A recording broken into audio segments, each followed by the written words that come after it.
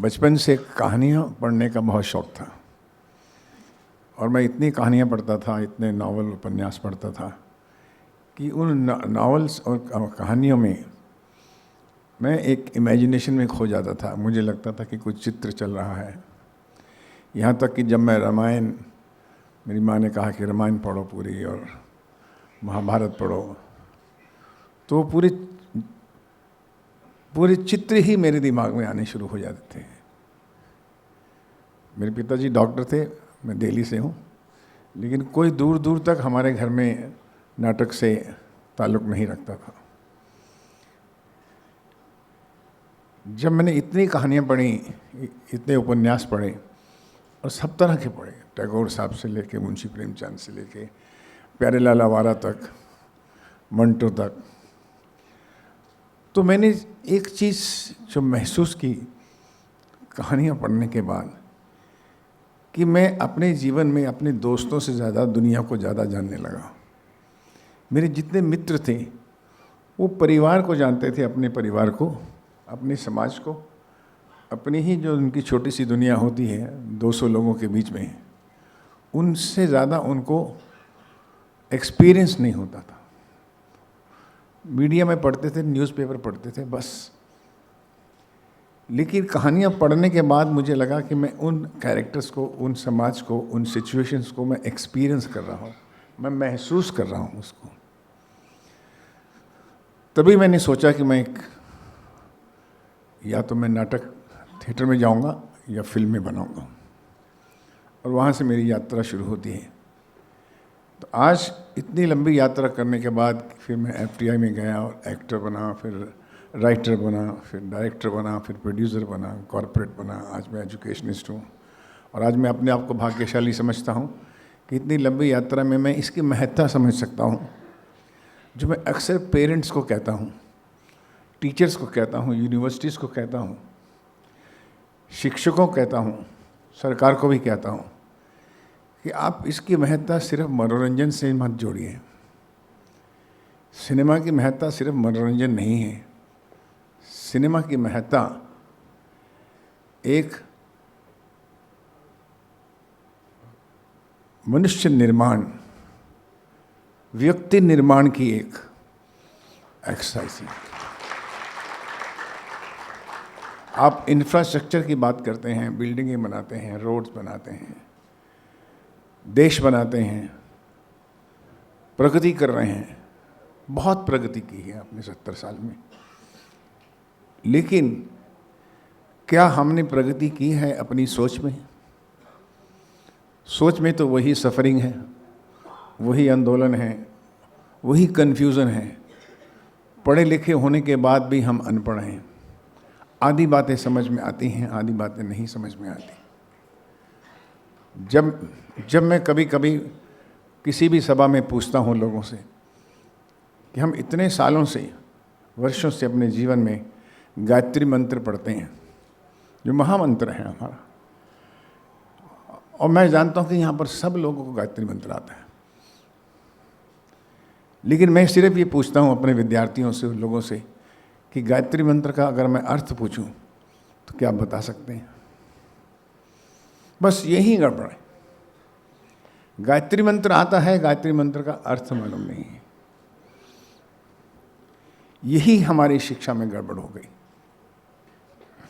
हमारे पास नॉलेज है, इन्फॉर्मेशन है, आज तो नॉलेज इन्फॉर्मेशन का भंडार है, लेकिन इंटेलिजेंस और विजडम नहीं। वो कहाँ से लाएंगे? जब तक हम जीवन की फिलॉसफी को नहीं समझेंगे, चरित्रों की साइकोलॉजी को नहीं समझेंगे, लोगों के दूसरे के दृष्टिकोण को नहीं समझेंगे। हर एक का जितने चेहरे हैं उतने दृष्टिकोण हैं, जितने समाज हैं, जितने लोग हैं, जितने देश हैं, जितने प्रांत हैं, जितने शहर हैं, जितने मोहल्ले हैं, उनके अपने अपने दृष्टिकोण हैं। तो क्या हम ऐसा नहीं कर सकते कि हम ऐसे इंसान बन जाए कि जो सबके दृष्टिकोण को एंजॉय करें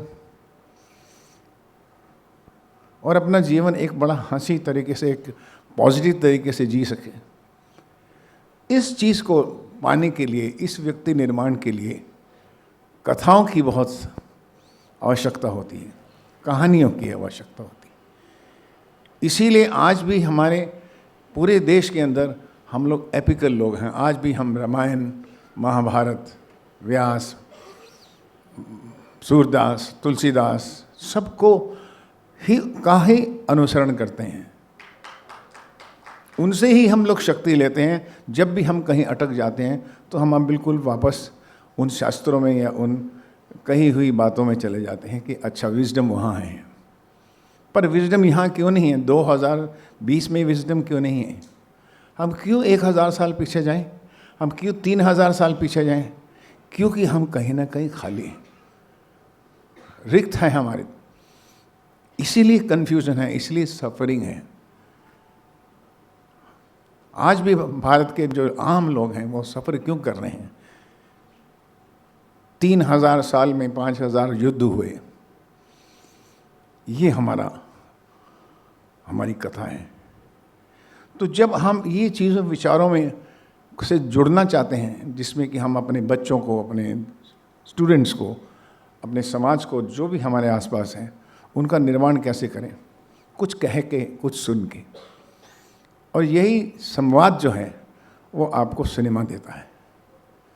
ये संवाद देता है, वो एक संदेश देता है, आपके जीवन को जागृति देता है, कुछ मनोरंजन के द्वारा, कुछ सीधे, कुछ टेढ़े, कुछ डायरेक्टली, कुछ इनडायरेक्टली। सिनेमा का योगदान खाली मनोरंजन नहीं रहा है। अगर एक गाना शादी का है तो दूसरा गाना उसके अंदर एक थीम सॉन्ग भी है, सोशल मैसेज भी है। उसमें ज़िंदगी हर कदम एक नई जंग भी है। उसमें बहुत सी चीज़ें हैं, बहुत से गाने हैं। तो ज़िंदगी से जुड़ी हुई कहानियाँ ही हम सिनेमा के दौरान बताते हैं। अब जब समय बदला है तो समय बदलने के साथ आज हमारा हर चीज़ जो नॉलेज और इन्फॉर्मेशन इतनी हो गई कि हमें उनका मूल बात समझानी है। तो मूल बात समझाने के लिए जो ये सिनेमा का ड्यूरेशन छोटा हो गया, बड़े 3 घंटे की फिल्मों से 2 घंटे की फिल्म बनने लगी, अब 2 घंटे की फिल्मों से आधे घंटे की फिल्म बनने लगी और 10 मिनट की फिल्में लगी। इसलिए मैं ये समझता हूँ कि बहुत बड़ा एक महत्वपूर्ण कदम लिया है भारतीय चित्र साधना ने कि शॉर्ट फिल्म का फेस्टिवल किया जाए, जिसमें हम हिंदुस्तान के सब बच्चों को कहें कि अपने अपने विचार इसमें प्रकट करो। आप गांव से हैं, छोटे शहर से हैं, लेकिन अपनी कहानी बताओ।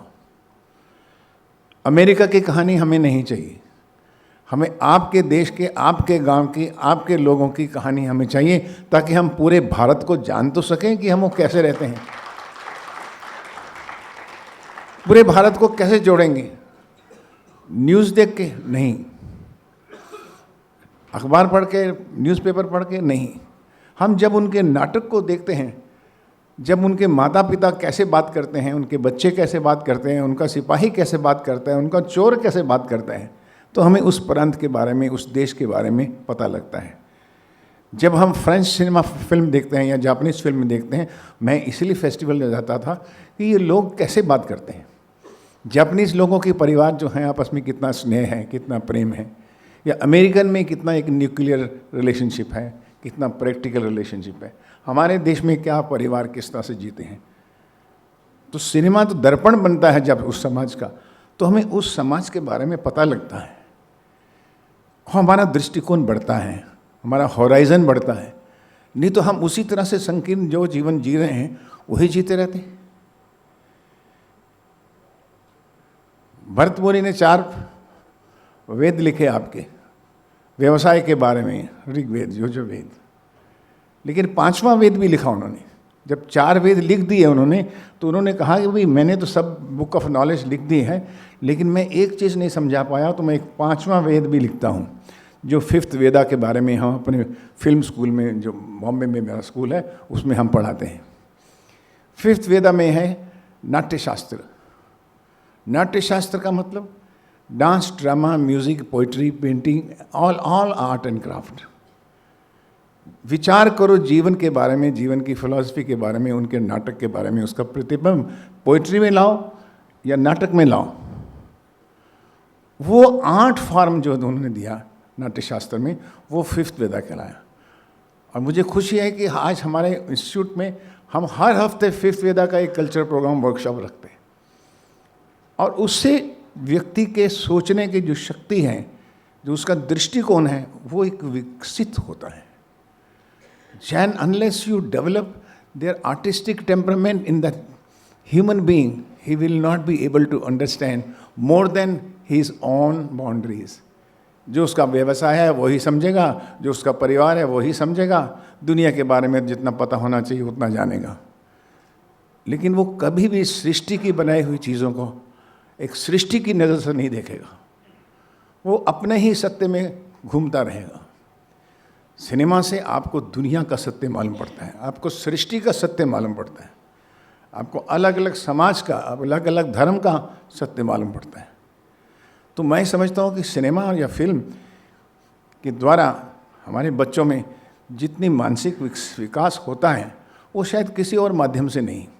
परीक्षा, कॉलेज, स्कूल तो 6 पास होने के लिए, एग्ज़ाम के लिए है उनके लिए. उनको अपना व्यवसाय करना है, अपनी नौकरी करनी है, अपने कैरियर बनाना है. लेकिन जीवन के बारे में जानना, समाज के बारे में जानना, सृष्टि के बारे में जानना, देश के बारे में जानना, वो एक समझ जो विकसित होती है, उनके दृष्टिकोण से, इनके दृष्टिकोण से मैं देख सकूं और मैं समझ सकूं कि नेगेटिव क्या है, पॉजिटिव क्या है. सत्य मेरा, आपका, इनका और सृष्टि का, और इटर्नल सत्य. हम वो लोग हैं जो कि इटर्नल सत्य से बिलोंग करते हैं. हम लोग सूरज के पुत्र हैं. बाद में तो सब धर्म बने, बाद में सब हम लोगों ने बनाए, लेकिन असली सत्य तो वो है. तो सिनेमा एक ऐसी पावर है, मैं समझता हूँ, जो हमारे लेखकों ने, हमारे कवियों ने, हमारे डायरेक्टर्स ने अपने विजुअल से लोगों को प्रभावित किया है और उनको प्रोत्साहन दिया है कि इसको इस दृष्टिकोण से भी देखो. तो ये जो फेस्टिवल हो रहा है, मुझे बहुत खुशी है कि इस तरह के फेस्टिवल को आपको अपने बच्चों को भी भेजना चाहिए. आपके बच्चों को आप प्रेरित कीजिए कि बेटा, जो भी तुम्हारा आइडिया है, तुम्हारे परिवार में, तुम्हारे देश, तुम्हारी ज़मीन में, तुम्हारे मोहल्ले में जो इशू तुमको लगता है, इसके ऊपर मैं कहानी बनाना चाहता हूँ, वो बनाओ. ये लो मोबाइल पकड़ो और लिख डालो नाटक. उससे उस बच्चे का भी विकास बढ़ेगा. कोई आवश्यक नहीं कि उसको फिल्म मेकर बनना है, ऐसा मत सोचिए. वो लॉयर बने, वो डॉक्टर बने, वो लीडर बने, वो पॉलिटिशियन बने, वो कुछ भी बने, लेकिन अगर वो नाटक, कहानी और कविता को जानता है तो मैं आपको कहता हूँ कि वो अपने प्रोफेशन में भी विकास करेगा. जब मैं अमेरिका गया तो मुझे एक डॉक्टर मिले वहाँ पर, दोस्त. तो उन्होंने कहा कि मैंने कहा कि हम ऐसे ऐसे इंस्टीट्यूट है और हम फिल्में बनाते हैं. तो he was one of the leading doctor and he told me, you know, I have attended 6 week acting course. तो मैंने कहा, आपकी तो प्रैक्टिस इतनी चल रही, आपको स्ट्रगल करने की क्या ज़रूरत है. 6 हफ्ते या 10 हफ्ते आप छुट्टी लेके एक्टिंग कोर्स करने गए हैं. तो उन्होंने एक बहुत अच्छी बात कही. बोले, मैं नहीं, लॉयर्स भी जाते हैं और दूसरे इंजीनियर भी जाते हैं, एक्टिंग कोर्स करने क्यों जाते हैं. फिर उसने जो मुझे बात समझाई तो मुझे बिल्कुल समझ आ गया कि कोई बात सही थी.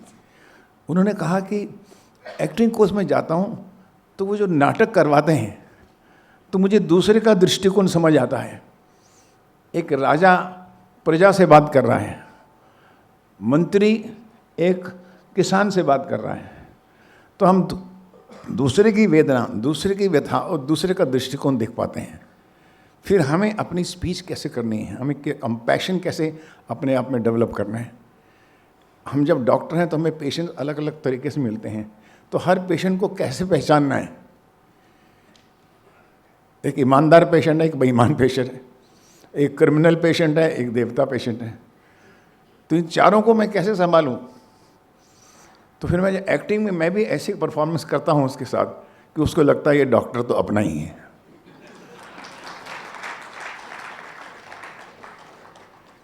तो पहले ज़माने में भी जब आइलैंड्स में बहुत से जब राजा लोग थे, तो वो अपने बच्चों को 2 भाषा, बचपन में राजकुमार को, बच्चे को वो सिर्फ 2 सब्जेक्ट में टीचर बाहर से मंगाते थे।